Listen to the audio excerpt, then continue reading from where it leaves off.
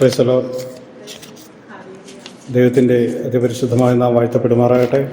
ഈ അനുഗ്രഹിക്കപ്പെട്ട പകൽക്കാലം നമുക്ക് ഒരുമിച്ച് ചേർന്ന് കർത്താവിനെ സ്തുതിപ്പാൻ തക്കവണ്ണം ദൈവം ഇങ്ങനെ ഒരു അവസരം നമുക്ക് ഒരുക്കി തന്നതിനായി നമുക്ക് നന്ദിയോടെ ദൈവത്തെ സ്തുതിക്കാം.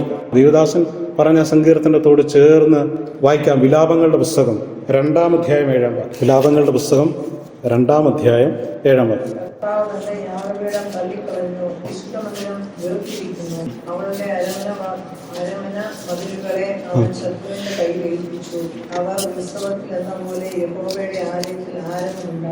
കർത്താവ് തന്റെ യാഗപീഠം തള്ളിക്കളഞ്ഞു. ജനങ്ങൾ ദൈവത്തെ സ്തുതിക്കുവാൻ യാഗമർപ്പിക്കുവാൻ കടന്നു ചെല്ലുന്ന ആ സ്ഥലം ദൈവം തള്ളിക്കളഞ്ഞു.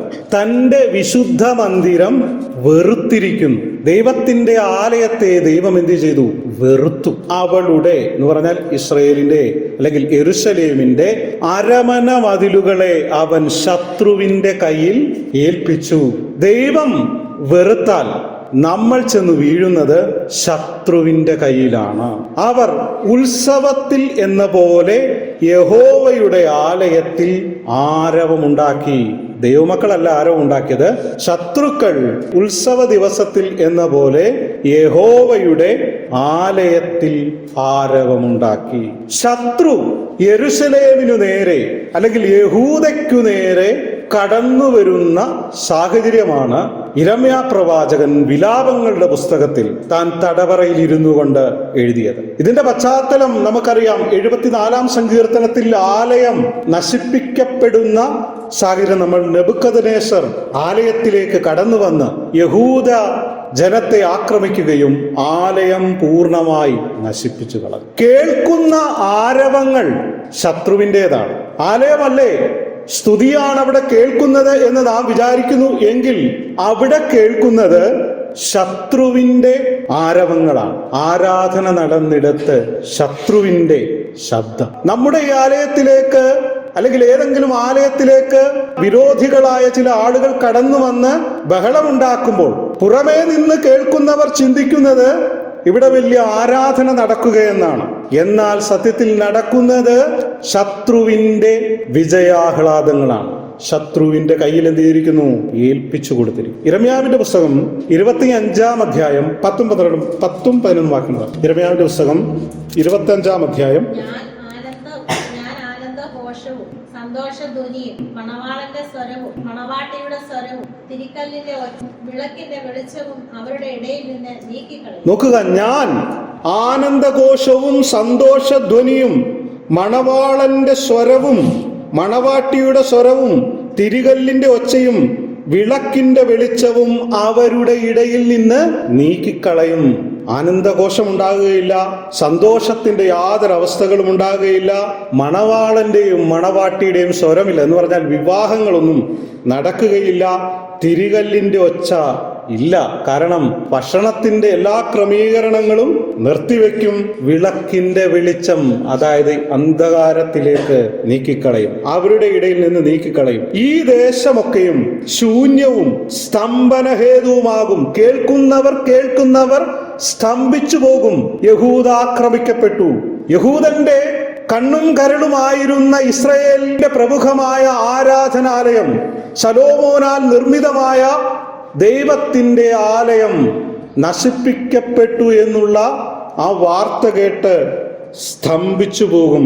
മാത്രമല്ല, ഈ ജാതികൾ ബാബേൽ രാജാവിനെ 70 സംവത്സരം സേവി. നെബൂഖദ്നേസർ കടന്നു വന്ന് യഹൂദയിലുള്ള ആളുകളെ പ്രവാസത്തിലേക്ക് പിടിച്ചുകൊണ്ടുപോകും 70 വർഷം. കാരണം എന്താണ്? നമ്മളതിന്റെ മുൻപോട്ടൊക്കെ വായിക്കാൻ നമുക്ക് സമയമില്ലാത്തതുകൊണ്ട് വായിക്കുന്നില്ല. ദൈവജനം ദൈവത്തെ മറന്നു.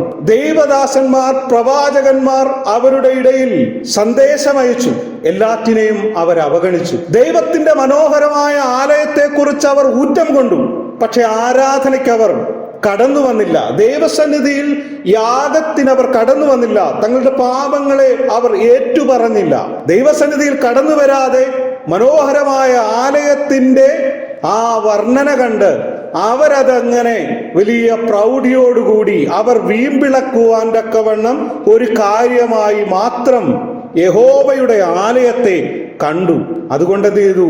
തലമുറകളെ, പ്രായമുള്ളതിനൊന്നും പിടിച്ചോണ്ട് പോയില്ല. പ്രായമുള്ളതിനൊക്കെ വിളിച്ചുകൊണ്ട് പോയിട്ട് അവർക്ക് ഒരു ബാധ്യതയാകും എന്നുള്ളത് കൊണ്ട് യൗവനക്കാരായ ചെറുപ്പക്കാരായ ആളുകളെ നെബൂഖദ്നേസർ ബാബിലോണിലേക്ക് കൊണ്ടുപോയി. നാം ആരാധനയ്ക്ക് വൈമുഖ്യം കാണിച്ചാൽ, നാം യഥാർത്ഥമായി ദൈവത്തെ ആരാധിക്കാതിരുന്നാൽ, നാം ദൈവത്തെ അവഗണിച്ചാൽ, ദൈവത്തിന്റെ ആലയത്തിൽ കടന്നു ചെന്ന് ആരാധനയ്ക്ക് നമുക്ക് സൗകര്യമുണ്ടായിട്ടും നാം കടന്നു ചെല്ലാതിരുന്നാൽ പിടിക്കപ്പെടുന്നത് മക്കളാണ്, നമ്മുടെ തലമുറകളാണ്. ആത്മീയമായി നാം ഒന്ന് ചിന്തിച്ചാൽ, നാം ആരാധനയ്ക്ക് വരാതിരുന്നാൽ, നാം ദൈവത്തെ യഥാർത്ഥമായി ആരാധിക്കാതിരുന്നാൽ അവർ പ്രവാസത്തിലേക്ക് പോകും. പ്രവാസം എന്ന് പറഞ്ഞാൽ ആത്മീയത നഷ്ടപ്പെടുന്നൊരു തലമുറ നമുക്കുണ്ടാകും എന്ന് നാം മറന്നു പോകരുത്. അതുകൊണ്ട് നാം എന്ത് ചെയ്യണം? യഥാർത്ഥമായി ആരാധനയ്ക്ക് കടന്നു വന്നാൽ മാത്രം പോരാ, നാം യഥാർത്ഥമായി ആരാധനയ്ക്ക് കടന്നു വരണം. തീരെ വയ്യാതെയായാൽ, അല്ലെങ്കിൽ നമുക്ക് തീർത്തും വരാൻ കഴിയാതിരുന്നാൽ മാത്രമേ, അല്ലാതെ നാം ആരാധന മുടക്കരുത്. ആരാധന മുടക്കിയാൽ തലമുറകൾ പ്രവാസത്തിലേക്ക് പോകേണ്ടി വരും. നാളെ നമ്മുടെ സാഹചര്യം എന്താണെന്ന് നമുക്ക് പറയുവാൻ തക്കവണ്ണം കഴിയാത്തൊരു കാലത്ത്, ഇന്ന് അടുത്ത വർഷം എന്ത് നടക്കും എന്ന് നമുക്ക് പ്രവചിക്കുവാൻ, നമുക്ക് കണക്കുകൂട്ടുവാൻ കഴിയാത്തൊരു കാലത്തിലൂടെയാണ് നാം കടന്നു പോകുന്നത്. അതുകൊണ്ട് നമ്മുടെ തലമുറകൾ അന്യമായി പോകരുത്. അതുകൊണ്ട് യഥാർത്ഥമായി നാം എന്ത് ചെയ്യണം? ദൈവത്തെ സ്തുതിക്കണം. പ്രവാസികളായി പോയതിൽ ചിലരുടെ അപ്പനെ അമ്മയൊക്കെ ബഹുമാനിച്ച്, അല്ലെങ്കിൽ അപ്പനും അമ്മയുമൊക്കെ നല്ലവണ്ണം ദൈവത്തെ സ്തുതിച്ച ചിലർ പ്രവാസത്തിൽ ഉണ്ടായിരുന്നു. അവർക്ക് പ്രമുഖ സ്ഥാനം കിട്ടി, അവർ ദേശത്തറിയപ്പെട്ടു, അവർ രാജാവിനാൽ ശ്രദ്ധിക്കപ്പെട്ടു. അവരാണ് ദാനിയേൽ, ശദ്രക്ക്, മേശക്ക്, അബേദ്നെഗോവിനെ പോലെയുള്ള ചിലർ. കാരണം അവർ മാതാപിതാക്കൾ, ഒരുപക്ഷെ അങ്ങനെ തന്നെ ആയിരിക്കാം, അവരുടെ മാതാപിതാക്കൾ യഥാർത്ഥമായി ദൈവത്തെ സേവിച്ചതുകൊണ്ട് അവർക്ക് ധീരമായ ചുവടുവെപ്പുകൾ വെക്കുവാൻ കഴിഞ്ഞു. മാത്രമല്ല, അങ്ങനെ അല്ലാത്തവരൊക്കെ അവിടെ ചെന്ന് നെബൂഖദ്നേസർ സ്ഥാപിച്ച വിഗ്രഹത്തെ നമസ്കരിക്കുവാനും അതിനെ സ്തുതിക്കുവാൻ തക്കവണ്ണം ഇടയായി. നാം ശരിയായി നിന്നാൽ ഏത് പ്രതിസന്ധിയിലും, ഏത് പ്രശ്നങ്ങളുണ്ടെങ്കിലും, നമ്മുടെ സന്തതി ഏത് ദേശത്താണെങ്കിലും അവർ ദൈവത്തെ സ്തുതിക്കുവാൻ തക്കവണ്ണം ഇടയായിത്തീരും. അത് തന്നെ ആയിരിക്കണം നമ്മുടെ ആത്മീയത. നമ്മുടെ ആത്മീയത നഷ്ടപ്പെട്ടു പോയാൽ നമ്മുടെ തലമുറകൾ എന്ത് ചെയ്യും? പ്രവാസത്തിലേക്ക് കടന്നുപോകും. ആത്മീയത നഷ്ടപ്പെടുന്ന പ്രവാസത്തിലേക്ക് കടന്നുപോകും. പിടിച്ചുകൊണ്ടുപോയ തലമുറകൾ അവർക്കിനിയും യെരുശലേമിലേക്ക് മടങ്ങി വരുവാൻ തക്കവണ്ണം കഴിയുന്നില്ല. ഞങ്ങൾ നെബൂഖദ്നേസറിന്റെ അടിമകളായി തീർന്നിരിക്കുന്നു. ഇനിയും യെരുശലേം എന്നത് ഞങ്ങളുടെ സ്വപ്നം മാത്രമാണ്. ഞങ്ങളുടെ മാതാപിതാക്കളെ പലരെയും, ഞങ്ങളുടെ സഹോദരങ്ങളെ പലരെയും ഇനിയും ജീവിതത്തിൽ കാണുവാൻ കഴിയുകയില്ല എന്ന് അവർ തീർച്ചപ്പെടുത്തി. 70 വർഷം എന്ന് പറഞ്ഞാൽ 10-20 വയസ്സിലൊക്കെ പിടിച്ചുകൊണ്ട് പോകുന്ന ഒരാൾ തീർച്ചയായും ബാബേലിൽ മരിക്കും. നോക്കുക, ആത്മീയതയിലേക്ക് തിരിച്ചു വരുവാൻ കഴിയാതെ വണ്ണം തലമുറകളെ നശിച്ചുപോയി. കാരണം ദൈവത്തിന്റെ കോപം, യഥാർത്ഥമായി ദൈവത്തെ സേവിക്കാത്തതിന്റെ പേരിൽ ദൈവദാസന്മാരിൽ കൂടെ ആലോചന കേട്ടിട്ടും അതിനെ നിരസിച്ചു. കാരണം എന്താണ്? ഞങ്ങൾക്ക് ഇതിലൊന്നും വലിയ താല്പര്യമില്ല, ഇതൊക്കെ വലിയ കാര്യമാണോ എന്ന് അവർ ചിന്തിച്ചു. ശത്രുവിന്റെ കരങ്ങളിൽ ദൈവം ഏൽപ്പിച്ചു കൊടുക്കും. നമ്മൾ വിചാരിക്കുന്നത് ശത്രുവിന്റെ കയ്യിൽ നമ്മളെ കൊടുക്കത്തില്ലെന്നാണ്. എന്നാൽ അങ്ങനെയല്ല. ദൈവസന്നിധിയിൽ നിന്ന് മാറിപ്പോയാൽ, യഥാർത്ഥമായി ദൈവത്തെ നാം വിളിച്ചില്ലെങ്കിൽ ശത്രുവിന്റെ കയ്യിൽ നമ്മളെ ഏൽപ്പിച്ചു കൊടുക്കും. ശത്രുവിന്റെ കയ്യിൽ ഏൽപ്പിച്ചു കൊടുത്താൽ ചിലർക്കൊരു മടങ്ങിവരവുണ്ട്, ചിലർക്കും മടങ്ങിവരവില്ല എന്നുള്ള കാര്യം കൂടെ നാം ഓർക്കണം. ഓർക്കാതെ പോകരുത്. അങ്ങനെ പോയി ചെന്ന് പെട്ടപ്പോഴാണ്, പ്രവാസത്തിലായിരുന്നപ്പോഴാണ് തങ്ങളുടെ ദയനീയ അവസ്ഥ, തങ്ങൾ ചെയ്യാതെ പോയ, തങ്ങളുടെ ദൈവത്തെ ആരാധിക്കാതെ പോയതിൻ്റെ ആ വിഷമം അവർക്ക് മനസ്സിലായത്. അങ്ങനെയുള്ള ചിലരെ കുറിച്ച് 137 സങ്കീർത്തനത്തിൽ നമ്മൾ വായിച്ചിട്ടുണ്ട്. ബാബേൽ നദികളുടെ തീരത്ത് ഞങ്ങൾ ഇരുന്നു, സിയോനെ ഓർത്തപ്പോൾ ഞങ്ങൾ കരഞ്ഞു. സിയോനെ, അവിടോട്ട് ഇനി പോകാൻ സാധിക്കത്തില്ലല്ലോ എന്നോർത്തപ്പോൾ എന്ത് ചെയ്തു? അവർ കരഞ്ഞു. 70 വർഷം, നീണ്ട വർഷം ഇനിയും നെബൂഖദ്നേസർ 70 വർഷം എന്നുള്ളത് അതൊരു ദീർഘമായ കാലയളവാണ്. അവർക്ക് യെരുശലേമിന്റെ മണ്ണിൽ ചവിട്ടുവാൻ തക്കവണ്ണം കഴിയാതെ പോകുന്ന അവസ്ഥകൾ. അങ്ങനെ ഓർത്തപ്പോൾ, സിയോനെ ഓർത്തപ്പോൾ എന്ത് ചെയ്തു? അവർ കരഞ്ഞു. അവർക്ക് പാട്ടുപാടുവാൻ കഴിയാതെ വണ്ണം അതിൻ്റെ ആ നടുവിലെ അലരി വൃക്ഷങ്ങളിൽ ഞങ്ങൾ ഞങ്ങളുടെ കിന്നരങ്ങളെ തൂക്കിയിട്ടു. എന്നിട്ട് ഞങ്ങളോട് കളിയാക്കി ചോദിക്കുകയാണ്, ഞങ്ങളെ ബദ്ധരാക്കിയവർ പറയാണ്, ആ സിയോൻ ഗീതങ്ങളൊന്ന് പാടിക്കാട്ടെ, ഞങ്ങൾ ഒന്ന് കേൾക്കട്ടെ. അടിമത്തത്തിൽ കഴിയുന്നവന് സന്തോഷത്തോടെ പാടുവാൻ കഴിയുമോ? കഴിയത്തില്ല. എത്ര ദയനീയമായ അവസ്ഥയാണ്. ഞങ്ങളെ പീഡിപ്പിച്ചവർ എന്ന് പറഞ്ഞു കഴിഞ്ഞാൽ എന്താണ്? നല്ല അടിയാണ്, ചുട്ട അടി കിട്ടും. കാരണം ഊഴിയ വേല എന്ന് പറഞ്ഞാൽ എന്താണ്? ശമ്പളമില്ല, ഭക്ഷണം മാത്രമേ ഉള്ളൂ, ജോലി ചെയ്തോണം. ഇതാണ് ഊഴിയ വേല. ആ ഊഴിയ വേല ചെയ്ത് അവിടെ ജീവിക്കുന്ന അവസ്ഥ. പിന്നീട് ഇത് പറയാണ്, ഞങ്ങൾ യഹോവയുടെ ഗീതം അന്യദേശത്ത് പാടുന്നതെങ്ങനെ? യെരൂശലേമേ, നിന്നെ ഞാൻ മറക്കുന്നു എങ്കിൽ. ഇവന്മാർ ഇവിടെ വന്നപ്പോഴാണ് യെരൂശലേമിന്റെ ആ സൗന്ദര്യവും ആലയത്തിന്റെ മനോഹാരിതയൊക്കെ ഇവന്മാർ പിടിക്കപ്പെട്ട് പെട്ടുപോയി കഴിഞ്ഞാണ് മനസ്സിലായത്. അതിനു മുമ്പേ മനസ്സിലായിരുന്നു എങ്കിൽ അവർക്ക് ഈ ഗതി വരികയില്ലായിരുന്നു. നിന്നെ ഞാൻ ഓർക്കാതെ പോയാൽ, യെരൂശലേമിനെ എന്റെ മുഖ്യ സന്തോഷത്തെക്കാൾ വിലമതിക്കാതെ പോയാൽ എന്റെ നാവ് അണ്ണാക്കിനോട് പറ്റിപ്പോകട്ടെ. നോക്കുക, പ്രവാസത്തിലേക്ക് പോയി കഴിഞ്ഞാണ് തങ്ങളായിരുന്ന സന്തോഷത്തെക്കുറിച്ചും തങ്ങളായിരുന്ന മനോഹരമായ ദേവാലയത്തെക്കുറിച്ചും അവർക്ക് ഓർക്കുവാൻ കഴിയും. എന്നാൽ നോക്കുക, ദൈവ കരുണയുള്ളവനാണ് നമ്മൾ ആരാധന മുടക്കിയിട്ടും ദൈവത്തെ യഥാർത്ഥമായി ആരാധിക്കാതിരുന്നിട്ടും നമ്മളെ സ്നേഹിച്ചൊരു ദൈവമുണ്ട്. ഹല്ലേലൂയ. അനേകർ ആരാധന മുടക്കി വിവാഹത്തിനും മറ്റു കാര്യങ്ങൾക്കുമൊക്കെ പോയി അപകടത്തിലും അനർത്ഥങ്ങളിലും മരണത്തിലും ചെന്നുപെട്ടപ്പോൾ എത്ര ആരാധന മുടക്കിയ നമ്മളെയൊക്കെ എത്രയൊക്കെ ഹല്ലേലൂയ യഥാർത്ഥമായി ദൈവത്തെ സേവിക്കാതിരുന്ന നമ്മളെ, ആലയത്തിൽ കടന്നു വന്നിട്ടും അലക്ഷ്യമായിരുന്ന നമ്മളെ, ഹല്ലേലൂയ ദൈവത്തിന്റെ സ്നേഹം കൊണ്ടാണ് നാം ഇപ്പോഴും ഇവിടെ നിൽക്കുന്നത് എന്നുള്ള സത്യം നാം മറന്നു പോകരുത്. ദൈവത്തിന്റെ ചില പദ്ധതികൾ, നമ്മളെ ദൈവം സ്നേഹിച്ചു, ക്രിസ്തുയേശുവിൽ നമ്മളെ തെരഞ്ഞെടുത്തത് കൊണ്ടാണ് നാം ഇപ്പോഴും നമ്മൾ ഇന്ന് നിൽക്കുന്നത്. അതുകൊണ്ട് ദൈവത്തെ നാം മറന്നു പോകരുത്. യിരെമ്യാ പ്രവാചകന്റെ തന്നെ പുസ്തകം 25-ാം അധ്യായം 12-ാം വാക്യത്തിലേക്ക് വീഴുമ്പോൾ, 70 സംവത്സരം തികയുമ്പോൾ ഞാൻ ബാബേൽ രാജാവിനെയും ആ ജാതികളെയും കൽദയരുടെ ദേശത്തും അവരുടെ അകൃത്യവും നിമിത്തം സന്ദർശിച്ച് അവരെ ശാശ്വത ശൂന്യമാക്കി തീർക്കും. ദൈവം നമ്മളെ സ്നേഹിച്ചതുകൊണ്ട് ദൈവം പറയുകയാണ്, നിങ്ങളെ പിടിച്ചുകൊണ്ടുപോയ ആ ബാബിലോണിനെ, ആ നെബൂഖദ്നേസറിനെയും അവന്റെ സന്തതികളെയും ഞാൻ ശൂന്യമാക്കും എന്നുള്ള ദൈവത്തിന്റെ അരുളപ്പാട്. നമ്മളെ പിടിച്ചുകൊണ്ടു പോയവർ അവരെ ശൂന്യമാക്കുന്നൊരവസ്ഥ, ഒരു മടങ്ങിവരവുണ്ട് എന്നുള്ളത് സന്തോഷകരമാണ്. പക്ഷേ ആ സന്തോഷത്തിലും എത്രയെത്ര ജീവൻ അവിടെ മറഞ്ഞുപോയി. ആ ബാബിലോണിൽ എത്രയെത്ര ചെറുപ്പക്കാർ അവരുടെ ജീവൻ നഷ്ടപ്പെട്ടു. അവർക്കൊരു തിരിച്ചുവരവില്ല. എത്രയെത്ര മധ്യാഹ്ന പ്രായത്തിലൊക്കെ പിടിച്ചുകൊണ്ടുപോയ ചിലർ അവർ പ്രായാധിക്യം കൊണ്ട് യെരൂശലേമിലേക്ക് മടങ്ങി വന്നില്ല. അങ്ങനെയുള്ളവർ അന്ന് അവിടെ ഉണ്ടാകും. മടങ്ങിവരവുണ്ട്. ദൈവസന്നിധിയിൽ നിന്ന് അകന്നു പോയാൽ മടങ്ങിവരവുണ്ട്. പക്ഷെ എല്ലാവർക്കും ഇല്ല എന്നുള്ള കാര്യം കൂടെ നമുക്ക് ഇവിടെ നിന്ന് മനസ്സിലാകുന്നുണ്ട്. നമ്മൾ മടങ്ങിപ്പോയാൽ, ദൈവസന്നിധിയിൽ നാം അലക്ഷ്യമായിരുന്നാൽ നമുക്കൊരു മടങ്ങിവരവുണ്ട്. പക്ഷെ എല്ലാവർക്കും ഇല്ല. എല്ലാവരുടെയും സന്തതികൾക്കില്ല, എല്ലാവരുടെയും സഹോദരങ്ങൾക്കില്ല, എല്ലാവരുടെയും മാതാപിതാക്കൾക്കില്ല എന്നുള്ളൊരു കാര്യം കൂടെ നാം മറന്നു പോകരുത്. 70 വർഷങ്ങൾക്ക് ശേഷം ദൈവം അവർക്ക് ഒരു രാജാവിനെ ഒരുക്കി കൊടുത്തു. ആ രാജാവിന്റെ പേരാണ് കോരശ്, അല്ലെങ്കിൽ നമുക്ക് ഇംഗ്ലീഷിൽ സൈറസ് എന്ന് നമ്മൾ വായിച്ചിട്ടുള്ളത്. യിരെമ്യാവിന്റെ പുസ്തകത്തിൽ, യെശയ്യാവിന്റെ പ്രവചനത്തിൽ, എസ്രായുടെ പുസ്തകത്തിൽ, ദാനിയേലിന്റെ പുസ്തകത്തിലൊക്കെ നമ്മൾക്ക് ഇതിനെക്കുറിച്ച് കാണുവാൻ തക്കോണം കഴിയുന്നു.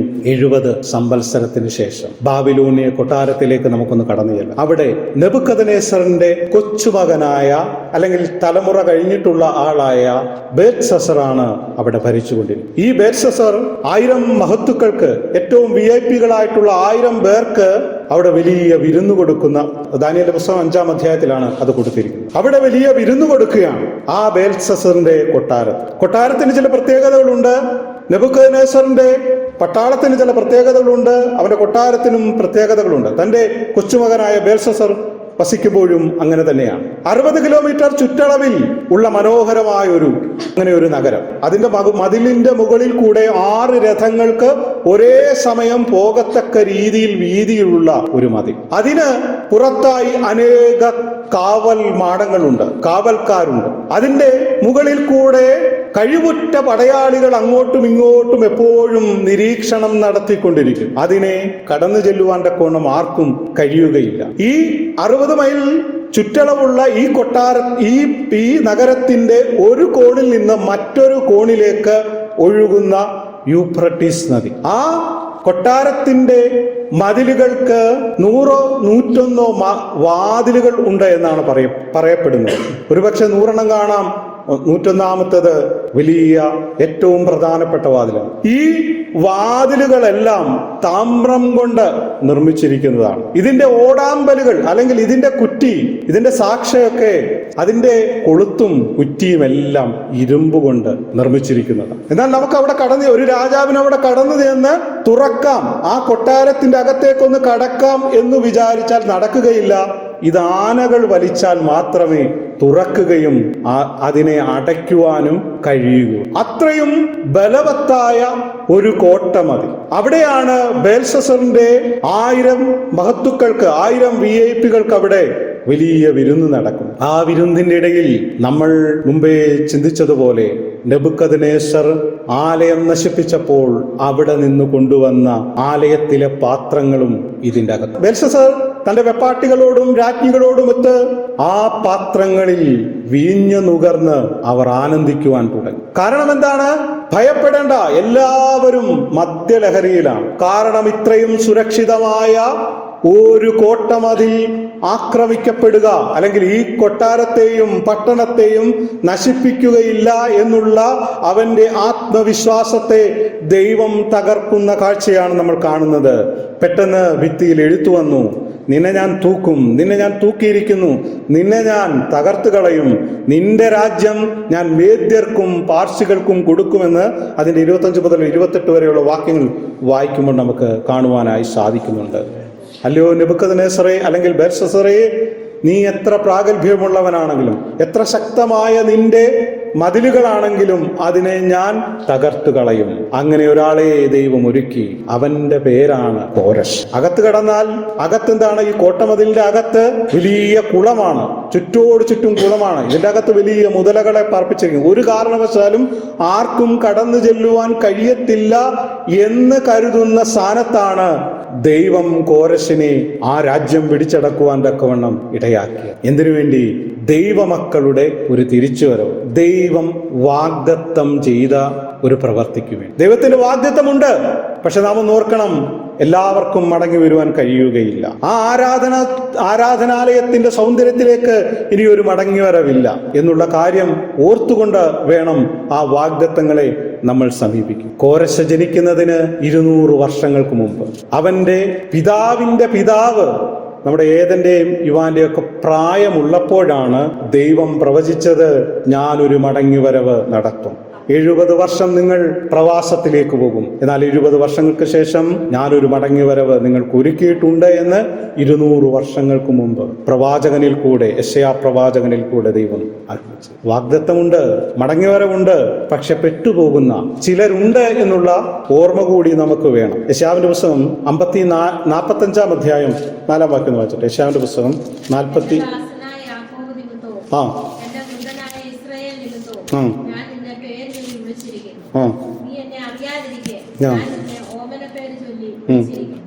എന്റെ ദാസനായ യാക്കോബ് നിമിത്തവും എന്റെ വൃതനായ ഇസ്രായേൽ നിമിത്തവും ഞാൻ നിന്നെ പേർ ചൊല്ലി വിളിച്ചിരിക്കുന്നു. നീ എന്നെ അറിയാതെ ഇരിക്കെ ഞാൻ നിന്നെ ഓമന പേർ ചൊല്ലെ വിളിച്ചിരിക്കുന്നു.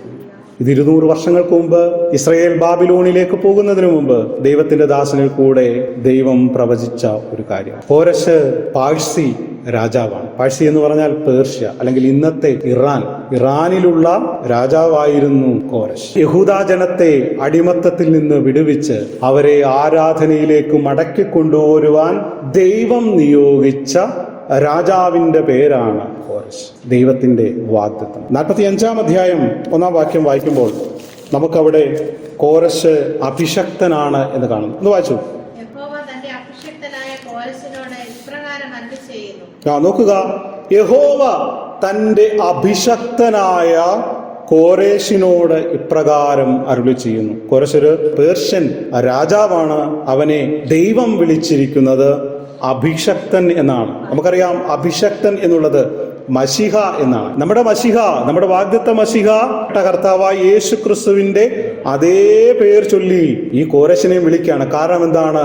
ബാബിലോണ്യ അടിമത്തത്തിൽ നിന്നും ദൈവമക്കളെ വിടുവിക്കുക എന്നുള്ളൊരു ദൗത്യം അത് രാജാവിനെ ഏൽപ്പിച്ചിരിക്കുകയാണ്. ദൈവം നമ്മളെയും ചില ദൗത്യങ്ങൾ ഏൽപ്പിച്ചിട്ടുണ്ട്. ചിലരെ വിടുവിക്കുവാൻ, ചിലർക്ക് സംരക്ഷണ കൊടുക്കുവാൻ, ചിലർക്ക് ഹല്ലേലൂയ അവരുടെ ആ അടിമത്തത്തിൽ നിന്നൊരു വിടുതൽ കൊടുക്കുവാൻ, ചിലരെ ഒരു കൈ പിടിച്ച് സഹായിക്കുവാൻ തക്കവണ്ണം. കോരേശിന് അത് കഴിയുമെങ്കിൽ ദൈവത്തെ അറിയുന്ന നമ്മൾക്കും അത് സാധ്യമാകണം. നമ്മൾ വലുതായൊന്നും ചെയ്യേണ്ട, ചെറുതായി ചെയ്താൽ മതി. ചെയ്യുന്നവർക്ക് ഉള്ളത് കൊണ്ട് ദൈവത്തിനായി സ്തോത്രം ചെയ്യുന്നു. അനേകർക്ക് ഒരു സഹായം, ഈ ലോകത്തിൽ അനേകരെ സഹായിക്കുവാനുള്ള ദൗത്യം നമുക്കുണ്ട്. അതിനു മുമ്പിൽ നാം പുറംതിരിച്ച് കാണിച്ചാൽ തലമുറകളെയും ദൈവം പുറംതിരിഞ്ഞ് കാണിക്കും എന്നുള്ള സത്യം നാം മറന്നുപോകരുത്. കോരേശ് എന്ന രാജാവിനെ അഭിഷക്തൻ, അവന്റെ വിശുദ്ധിയോ അവന് വിശുദ്ധനോ ഒന്നും, അവന്റെ സ്വഭാവ ഗുണങ്ങൾ കൊണ്ടോ ഒന്നുമല്ല, അവന് കൊടുത്തിരിക്കുന്ന ആ സ്ഥാനത്തെയും ദൗത്യത്തിനുമാണ് അഭിഷക്തൻ എന്ന് വിളിച്ചിരിക്കുന്നത്. കോരേശിനെ അഭിഷക്തൻ, പഴയ കാലങ്ങളിൽ ചില രാജാക്കന്മാരെയും പുരോഹിതന്മാരെയും ഒക്കെ അഭിഷക്തൻ എന്ന് വിളിച്ച അതേ അർത്ഥത്തിലാണ് ഇവിടെ വിളിച്ചിരിക്കുന്നത്. എന്നാൽ നമ്മുടെ കർത്താവായ യേശു ക്രിസ്തുവിനെ വിളിച്ച ആ അതേ അർത്ഥമല്ല എന്ന് നാം മനസ്സിലാക്കണം. നമുക്കൊരു അഭിഷക്തൻ മാത്രമേ ഉള്ളൂ, അത് നമ്മുടെ വാഗ്ദത്ത മശിഹയാണ്. എന്നാൽ ഇവിടെ കോരേശിനെ അഭിഷക്തൻ എന്നാണ് വിളിച്ചിരിക്കുന്നത്. മാത്രമല്ല കോരേശിനെ നീതിമാൻ എന്നുള്ള വിളിച്ചിട്ടുണ്ട്. നീതിമാനും അഭിഷക്തനും ഇടയനും ഒക്കെ കോരേശിനെ വിളിച്ചിട്ടുണ്ട്. കോരേശിനെ നീതിമാൻ എന്ന് വിളിച്ചിരിക്കുന്നത് ദൈവജനത്തോടുള്ള ബന്ധത്തിൽ അവൻ ശരിയായി പ്രവർത്തിച്ചു എന്നുള്ള അർത്ഥത്തിലാണ്. ദൈവമക്കളുമായിട്ടുള്ള ബന്ധത്തിലാണ് ഇവനെ അങ്ങനെ വിളിച്ചിരിക്കുന്നത്. കോരേശിനെ ഇടയൻ, അഭിഷക്തൻ എന്നൊക്കെ വിളിച്ചിട്ടുണ്ട്. കൊട്ടാരത്തിലേക്ക് ഒഴുകുന്ന നദിയെ ചിറകെട്ടി അതിനെ തടഞ്ഞു നിർത്തി യൂഫ്രട്ടീസ് നദി, അതായത് നമ്മുടെ ആലയം ഒരു സമചതുരമാണെങ്കിൽ ഒരു കോണിൽ നിന്ന് മറ്റൊരു കോണിൽ കൂടെ നഗരത്തിന്റെ നടുക്കൂടെ യൂഫ്രട്ടീസ് നദി ഒഴുകുകയാണ്. ആ യൂഫ്രട്ടീസ് നദിയെ കോരേശിനും അവന്റെ പടയാളികളും അതിനെ തടഞ്ഞു നിർത്തി അതിൻ്റെ ഒഴുക്കിന്റെ ഗതി മാറ്റിവിട്ടു. കോട്ടമതിൽ പ്രതിരോധത്തിൽ വീഴ്ചകൾ വരുത്തുന്നതാണ് നമ്മുടെ. എത്ര വലുതാണെങ്കിലും നമുക്കൊരു തിരിച്ചുവരവില്ല എന്ന് കരുതുന്ന സാഹചര്യത്തിൽ ആ പ്രതിരോധ ശക്തിയിൽ വിള്ളൽ വീഴ്ത്തി നമ്മളെ രക്ഷിച്ചു കൊണ്ടുവരുവാൻ തക്കവണ്ണം കഴിയുന്നവനാണ് നമ്മുടെ ശത്രുവിന്മേൽ ദൈവത്തിൻ്റെ പ്രതികാരമാണ്. പണ്ട് നീ എൻ്റെ യഹൂദ ജനത്തെയും എൻ്റെ ആലയത്തെയും നീ നശിപ്പിച്ചു എങ്കിൽ നിന്റെ പ്രതിരോധത്തെയും നിന്റെ ശക്തിയെയും ഞാനിവിടെ തകർക്കുമെന്ന് ദൈവം പറയുകയാണ്. അതാരിൽ കൂടെയാണ്? കോരേശിൽ കൂടെയാണ്. നിനക്കെത്ര വലിയ മതിലുകൾ ഉണ്ടെങ്കിലും, താമ്രവാതിലുകളായിക്കോട്ടെ, ഇരുമ്പോടാമ്പലുകളായിക്കോട്ടെ, അതിന്റെ 45ന്റെ ഞാൻ നിനക്ക് മുമ്പായി ചെന്ന് ദുർഘടങ്ങളെ നിരപ്പാക്കുകയും താമ്രവാതിലുകളെ തകർത്ത് ഇരുമ്പോടാമ്പലുകളെ ഗണ്ണിച്ചു കളയുകയും ചെയ്യും. എത്ര ബലവത്താണെങ്കിലും, സങ്കീർത്തനം 107 അത് പറഞ്ഞിട്ടുണ്ട്. എത്രയും ബലമാണെങ്കിലും നിന്നെ ഞാൻ അതൊക്കെയും എന്ത് ചെയ്യും? തകർത്ത് കളയുമെന്ന് പറയും.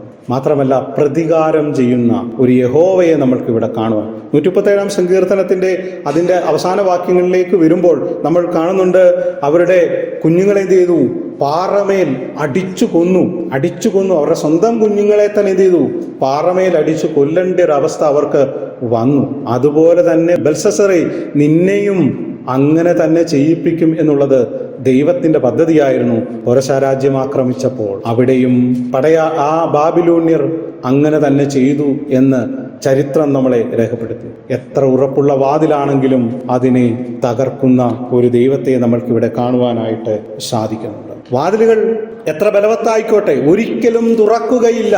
അകത്ത് നിന്നൊരാൾ തുറന്നില്ലെങ്കിൽ ഒരിക്കലും തുറക്കുകയില്ല എന്ന് ധരിച്ചിരുന്ന ബാബിലോണിലെ രാജാവും പടയാളികളും ജനങ്ങളെയും അതെല്ലാം നിഷ്ഫലമാക്കിക്കൊണ്ട് ദൈവം തുറന്നു. 107-ാം സങ്കീർത്തനം 16-ാം വാക്യത്തിൽ ഇങ്ങനെയുണ്ട്: അവൻ താമ്രവാതിലുകളെ തകർത്തു, ഇരുമ്പോടാമ്പലുകളെ മുറിച്ചു കളഞ്ഞു. ദൈവത്തിന്റെ പ്രവർത്തി, ദൈവത്തിന്റെ വാഗ്ദത്തം. എത്ര സുരക്ഷിതമായ പ്രതിരോധമാണെങ്കിലും ദൈവം തകർക്കും. നീ മടങ്ങി വരുവാൻ ആഗ്രഹിക്കുന്നു, അതായത് നീ ദൈവസന്നിധിയിൽ നിന്ന് അകന്നുപോയി. കഴിഞ്ഞ നാളുകളിൽ ദൈവത്തെ ആരാധിച്ചതാണ്, കഴിഞ്ഞ കാലങ്ങളിൽ ദൈവത്തെ സ്തുതിച്ചതാണ്, യഥാർത്ഥമായ ദൈവത്തെ ആരാധിച്ചതാണ്. എന്നാൽ ഒരു പിന്മാറ്റത്തിന്റെ അവസ്ഥ, ദൈവത്തെ സേവിക്കാതെ, ആരാധനയ്ക്ക് പോകാതെ, ദൈവവചനം വായിക്കാതെ, ആത്മീയ സന്തോഷങ്ങളിൽ പങ്കെടുക്കാതെ, ഒരുമിച്ച് ചേർന്ന് ദൈവത്തെ സ്തുതിക്കാതെ ഇരുന്നാൽ, ഒരു മടങ്ങി വരാൻ ആഗ്രഹിക്കുന്നുണ്ടെങ്കിൽ തീർച്ചയായും ദൈവം കൊണ്ടുവരും. അതിന് ശത്രു കെട്ടിയിരിക്കുന്ന വേലികളെ, പ്രതിരോധത്തിന്റെ മതിലുകളെ ദൈവം തകർത്ത് കൊണ്ടുവരും. പക്ഷേ നമ്മുടെ മനസ്സിലൊരു ആഗ്രഹം വേണം. കർത്താവേ, കഴിഞ്ഞ നാളുകളിൽ ഞാൻ ദൈവത്തെ സ്തുതിച്ചു, അല്ലെങ്കിൽ യഥാർത്ഥമായ ആരാധനയിലേക്ക് എന്നെ ഒന്ന് മടക്കിക്കൊണ്ടുവരണമേ എന്ന് നാം ആഗ്രഹിച്ചു കഴിഞ്ഞാൽ തീർച്ചയായും ദൈവം അതിന് സന്നദ്ധനാണ്. ഒരു മടങ്ങിവരവ് നമ്മൾക്ക് ആവശ്യമായിരിക്കുന്നു. കോരസ് അവിടെ ആക്രമിച്ചു, ദൈവം അവിടെ തകർത്തു കളഞ്ഞു. അവിടെ നീണ്ടു നിൽക്കുന്ന അല്ലെങ്കിൽ വലിയ ഭക്ഷണ ശേഖരമുണ്ടായിരുന്നു, വലിയ സമ്പത്തുകൾ ഉണ്ടായിരുന്നു. അതാണ് പറഞ്ഞ ഇരുട്ടിലെ ഗുപ്ത നിധികളെ ദൈവം തരും. പ്രതിരോധത്തിന്റെ മതിലുകളെ തകർക്കുന്ന ദൈവം, താമ്രവാതിലുകളെ തുറക്കുന്ന ദൈവത്തെ നമ്മൾക്കിവിടെ കാണുവാനായി സാധിക്കുന്നുണ്ട്. ഇങ്ങനെയൊക്കെ പോയാൽ മതി എന്ന് ചിന്തിക്കുന്നിടത്ത് ബാബിലോണിന്റെ ആ ചട്ടക്കൂടിൽ ബാബേൽ നിവാസികൾ തകരുന്നതോടൊപ്പം നമ്മളും തകർന്നു. ഒരു മടങ്ങിവരവ് ദൈവം ആഗ്രഹിക്കുന്നു. കഴിഞ്ഞകാല പാപങ്ങളെ മറക്കുന്ന, ആഴിയുടെ ആഴങ്ങളിലേക്ക് ഇട്ടുകളയുന്ന, കരുണയോടെ നമ്മളെ സ്നേഹിക്കുന്ന ഒരു ദൈവം നമുക്കുണ്ട് എന്ന് നാം മറന്നു പോകരുത്. എത്ര കോട്ടകളെയും തകർക്കുന്ന ശക്തനായ ഒരു ദൈവം നമുക്ക് വേണ്ടി ചിലരെ ദൈവം വരും. അത് വിശ്വാസിയായിരിക്കണം എന്നില്ല. നമുക്കൊരു മടങ്ങിവരവ് ആഗ്രഹമുണ്ടെങ്കിൽ, നമ്മൾക്ക് ചില നന്മകൾ പ്രാപിക്കുവാൻ, ഇരുട്ടിലെ നിക്ഷേപങ്ങളെയും മറഞ്ഞിരിക്കുന്ന ഗുപ്തനിധികളെയും നമ്മൾക്ക് ദൈവം നൽകിത്തരും. അതാരിൽ കൂടെ? വിശ്വാസികളല്ലാത്ത ചിലരിൽ കൂടെ ദൈവം നമ്മളെ സാധ്യമാക്കി. എത്രയെത്ര നന്മകൾ ദൈവമക്കളല്ലാത്തവരിൽ കൂടെ ദൈവം നമ്മുടെ പ്രാർത്ഥനകൾക്ക് മറുപടി ദൈവത്തിന്റെ പദ്ധതിയാണ്. അന്ന് ചിന്തിക്കരുത്, കർത്താവൊന്നുമല്ല സഹായിച്ചത്, എന്നെ എൻ്റെ സഹോദരനാണ്, അല്ലെങ്കിൽ എന്നെ പരിചയക്കാരനാണ്, എൻ്റെ സ്നേഹിതനാണ് സഹായിച്ചത് എന്ന് നാം ചിന്തിക്കരുത്. നമുക്ക് വേണ്ടി ദൈവം ഒരാളെ ഉണ്ട്.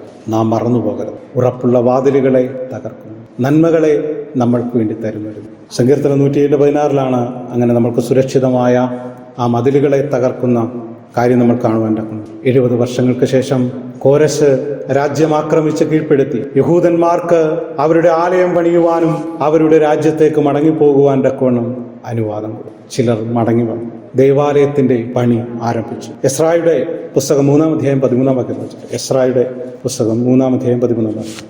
അങ്ങനെ ജനത്തിൽ സന്തോഷഘോഷത്തിന്റെ ആ ശബ്ദവും കരച്ചിലിന്റെ ശബ്ദവും തമ്മിൽ തിരിച്ചറിയുവാൻ കഴിയാതെയിരുന്നു. ജനം അത്യുച്ചത്തിൽ ഘോഷിച്ചതുകൊണ്ട് ഘോഷം ബഹുദൂരം കേട്ടു. ആലയത്തിലെ ശബ്ദമാണ് നമ്മൾ ഇവിടെ കാണുന്നത്. അങ്ങനെ ജനത്തിൽ സന്തോഷഘോഷത്തിന്റെ ശബ്ദവും കരച്ചിലിന്റെ ശബ്ദവും തമ്മിൽ തിരിച്ചറിയുവാൻ കഴിയാതിരുന്നു. ജനം അത്യുച്ചത്തിൽ ആഘോഷിച്ചതുകൊണ്ട് ഘോഷം ബഹുദൂരം കേട്ടു. ശലോമോന്റെ ആലയം വളരെ മനോഹരമായി, എന്നാൽ പിന്നീട് പണിഞ്ഞ ആലയം പഴയ ആലയത്തിന്റെ പ്രൗഢിയില്ലായിരുന്നു. മടങ്ങി വന്ന ചിലർ സന്തോഷിച്ചു, മടങ്ങിവരവിന്റെ ആ സന്തോഷമുണ്ടായിരുന്നു. എന്നാൽ അവിടെ കാണുന്നു കരച്ചിലിന്റെ ശബ്ദവും ഉണ്ടായിരുന്നു. കാരണം എന്താണ്? മനോഹരമായ ശലോമോനാൽ പണിയപ്പെട്ടിരുന്ന ആലയത്തിന്റെ പ്രൗഢി നഷ്ടപ്പെട്ടു. കഴിഞ്ഞ നാളുകളിൽ കണ്ട ആലയത്തിന്റെ പ്രൗഢി നഷ്ടപ്പെട്ടിട്ട് ചിലർ വാവിട്ട് നിലവിളിച്ചു, ചിലർ സന്തോഷിച്ചു. മടങ്ങിവരവിന്റെ സന്തോഷം കൊണ്ട് ചിലർ സന്തോഷിച്ചു. ഇതാണ് അവസ്ഥ. നമ്മളെ തിരികെ കൊണ്ടുവരും, ആരാധനയ്ക്ക് സ്വാതന്ത്ര്യം ലഭിക്കും. പക്ഷെ പഴയ മനോഹാരിത എല്ലാവർക്കും കിട്ടണമെന്നില്ല. പറഞ്ഞാൽ ആത്മാവിൽ ആരാധിച്ചതാണ്, അന്യഭാഷകളിൽ ആരാധിച്ചതാണ്. കഴിഞ്ഞ നാളുകളിൽ ദൈവത്തെ നിന്ന സ്ഥലം മറന്ന് ആരാധിച്ചു, പ്രവാസികളായി പോയി, തിരികെ വന്നു. പക്ഷെ ആരാധനയുണ്ട്. ആ നിന്ന സ്ഥലം മറന്നുള്ള ആരാധനയ്ക്കുള്ള ആ ഒരു സാവകാശം പക്ഷേ പലർക്കും ലഭ്യമാകണം എന്നില്ല. ദൈവത്തെ മറന്നുപോകുന്ന അവസ്ഥയിൽ ദൈവം മടക്കിക്കൊണ്ടുവരും. ദൈവത്തോട് പ്രാർത്ഥിച്ചാൽ, ദൈവത്തോട് നിലവിളിച്ചാൽ. പക്ഷെ മടങ്ങി വരുമ്പോൾ പഴയ കാലങ്ങളിലെ കൃപ ലഭ്യമാകണമെന്നില്ല, പഴയ കാലങ്ങളിലെ വരങ്ങൾ ലഭ്യമാകണമെന്നില്ല, പഴയ കാലങ്ങളിൽ ദൈവവചനം മനസ്സിലായതുപോലെ മനസ്സിലാകണമെന്നില്ല. അങ്ങനെയുള്ള ചില പ്രതിസന്ധികൾ കൂടെ ഇതുമൂലം ഉണ്ടാകും എന്ന് നാം മനസ്സിലാക്കണം. ഹഗ്ഗായിയുടെ പുസ്തകം 2-ാം അധ്യായം 3-ാം വാക്യത്തിൽ ഇങ്ങനെ പറയുന്നു, ദൈവജനത്തിന്മേൽ വീണ ദൈവീക ന്യായവിധി ഓർത്തും പഴയ ആലയത്തിന്റെ പൊയ്പോയ മഹത്വം ഓർത്തും യഹൂദന്മാർ കരഞ്ഞു. ഹഗ്ഗായിയുടെ പുസ്തകം 2:3 പറയുന്നത്, ദൈവജനത്തിന്റെ മേൽ വീണ ദൈവീക ന്യായവിധി ഓർത്തും പഴയ ദൈവാലയത്തിന്റെ പൊയ്പോയ മഹത്വം ഓർത്തും യഹൂദന്മാർ കരഞ്ഞു എന്നാണ്. മടങ്ങിവരവുണ്ടായിരുന്നു. ആലയത്തിൻ്റെ പ്രൗഢി നഷ്ടപ്പെട്ട് കരയുന്ന ജനം. കർത്താവെ, കഴിയുന്ന ആളുകളിൽ ഞാൻ ആരാധിച്ച ആ കൃപ എനിക്കൊന്ന് തരണമേ എന്ന് പറഞ്ഞാൽ ഒരു പക്ഷേ ലഭ്യമാകണമെന്നില്ല. കഴിഞ്ഞ കാലങ്ങളിലെ ആ സന്തോഷം, ഞാൻ ആനന്ദ നിർവൃതിയിലായിരുന്ന എൻ്റെ കർത്താവിനെ ഞാൻ മതിമറന്ന് സ്തുതിച്ച എൻ്റെ അവസരങ്ങളെ എനിക്കൊന്ന് മടക്കി തരണമേ എന്ന് പറഞ്ഞാൽ ലഭ്യമാകണം എന്നില്ല എന്നാണ് അർത്ഥം. അതുകൊണ്ട് നാം ഒരു ചുവട് പോലും നാം പിന്നോട്ട് വെക്കരുത് എന്നുള്ള കാര്യം നാം മറന്നുപോകരുത്. പിന്നോട്ട് നമ്മുടെ ചുവടുകൾ വെക്കരുത്. ദൈവാലോചനയിൽ കൂടെ, ഇരമ്യാവിൽ കൂടെ, മറ്റു പ്രവാചകന്മാരിൽ കൂടെയുമൊക്കെ ദൈവവചനം അവരോട് പറഞ്ഞു, മടങ്ങി വരണം, മടങ്ങി വരണം. നിങ്ങൾ ആലയത്തെ, ആരാധനയെ ഉപേക്ഷിക്കരുത്. നിങ്ങളുടെ ദുർമാർഗങ്ങളെ വിട്ടു വരണമെന്ന് ചെവിക്കൊള്ളാതിരുന്നതിന്റെ പരിണിത ഫലമാണ് നെബൂഖദ്നേസർ വന്ന ആലയം നശിപ്പിക്കുകയും പ്രവാസികളായി അവരെ പിടിച്ചുകൊണ്ടുപോയത്. അവർ ശരിയായി ജീവിക്കാഞ്ഞതിന്റെ പരിണിത ഫലം തലമുറകൾ പ്രവാസികളായി തീർന്നു. ചിലർ തിരികെ വന്നു, ചിലർ അവിടെ പട്ടുപോയി. നാം ശരിയായി നിന്നില്ലെങ്കിൽ, നാം യഥാർത്ഥമായി ദൈവത്തെ ആരാധിച്ചില്ലെങ്കിൽ തലമുറകൾ പോകും. ചിലർക്കൊരു മടങ്ങിവരവുണ്ട്, ചിലർക്ക് മടങ്ങിവരവേ ഇല്ല. നാളെ അവൻ മറ്റേതെങ്കിലും ഒരു മതത്തിൽ ചേർന്ന് അവരുടെ ദൈവത്തെ സ്തുതിച്ചാൽ അതിൻ്റെ ഉത്തരവാദി നാം തന്നെയാണ്. കാരണം നമ്മുടെ ജീവിതത്തിലെ, നമ്മൾ ഇന്ന് പാർക്കുന്ന ഈ കാലഘട്ടത്തിലെ സാഹചര്യം അതിന് അനുകൂലമായി വരുന്നൊരു കാലഘട്ടത്തിലാണ് നാം ജീവിക്കുന്നത്. അതുകൊണ്ട് യഥാർത്ഥമായി ദൈവത്തെ സ്തുതിക്കുകയും യഥാർത്ഥമായി ദൈവത്തെ സ്നേഹിക്കുകയും ചെയ്യണം. കാരണം ഇന്ന് നാം ജീവിക്കുന്ന കാലഘട്ടത്തിൽ മറ്റു മതങ്ങളിലേക്ക് പോകുന്നതിനേക്കാൾ ഉപരിയായി ദൈവമില്ല എന്ന് പറയുന്ന ഒരു വലിയ തലമുറ ഇന്ന് കടന്നു വന്നിരിക്കുന്നു. കാരണം അവർ ചിന്തിക്കുന്നതും വായിക്കുന്നതും കേൾക്കുന്നതും അതിന് അനുകൂലമായ ഒരു സാഹചര്യത്തിലാണ് അവർ. ഉപദേശിമാരുടെ മക്കൾ വരെയുണ്ട് നിരീശ്വരവാദികളായിട്ട്. നിരീശ്വരവാദം എന്നൊക്കെ പറഞ്ഞ് ഈ രവിചന്ദ്രന്റെ കൂട്ടത്തിലൊക്കെ ഉപദേശിയുടെ മക്കളും ഉണ്ട് എന്നുള്ളതാണ്. ഇന്ന് അവർക്ക് ആത്മീയതയൊന്നുമല്ല വലിയ വിഷയം. എല്ലാ ക്രിസ്തീയ സമുദായങ്ങൾക്കും ഇന്ന് പണം മതി. പഴയ കാലങ്ങളിലൊക്കെ ആരാധന മുടക്കിയാൽ വിഷമിക്കുകയും കരയുകയും ഒക്കെ ദൈവം ശിക്ഷിക്കുമോ എന്ന് ഭയപ്പെട്ടിരുന്ന ഒരു തലമുറയിൽ നിന്ന് ആരാധന മുടക്കുന്ന അവസ്ഥയിലേക്ക് വന്നു. ഞാനിത് രാവിലെ ടിജോട് ചോദിച്ചു, ഇതെങ്ങനെ സാധിക്കുന്നു? ആരാധന മുടക്കി ജീവിക്കുവാൻ എങ്ങനെ സാധിക്കുന്നു? അപ്പോൾ ടിജ പറഞ്ഞു, അച്ഛാ 1-2 ആഴ്ചത്തേക്ക് ഒരു ബുദ്ധിമുട്ടൊക്കെ പലർക്കും കാണത്തുള്ളൂ, പിന്നീട് ഇത് അങ്ങനെ ഒരു സ്വഭാവമായി മാറും. അങ്ങനെ പോകുന്നവരുടെ തലമുറ അടിമകളായി പോകുവാനുള്ള സാധ്യതകൾ ഏറെയാണ്. നാം അങ്ങനെയുള്ളവരാകരുത്. നമ്മൾ യഥാർത്ഥമായി ദൈവത്തെ സ്നേഹിക്കുന്നുവെങ്കിൽ എന്നായാലും എവിടെ വെച്ചായാലും നമ്മുടെ തലമുറകൾ ദൈവസന്നിധിയിൽ കൃത്യമായി വരും. അതിനുവേണ്ടി ദൈവം നമ്മളെ സഹായിക്കട്ടെ. കോരശുമാരെ ദൈവം ഒരുക്കട്ടെ. ഒരു മടങ്ങിവരവിന്, ഒരു സഹായത്തിന്, നമ്മുടെ ആത്മീയ ഭൗതിക നന്മകൾക്കൊരു സഹായമായി തീരുവാൻ തക്കവണ്ണം ചില കോരശുമാരെ ദൈവം ഒരുക്കട്ടെ. പ്രവാസത്തിലേക്ക് പോകാതിരിക്കുവാൻ തക്കവണ്ണം ദൈവത്തെ നമുക്ക് യഥാർത്ഥമായി സേവിക്കാം, സ്നേഹിക്കാം. നമുക്ക് കണ്ണുകളടയ്ക്കാം, പ്രാർത്ഥിക്കാം.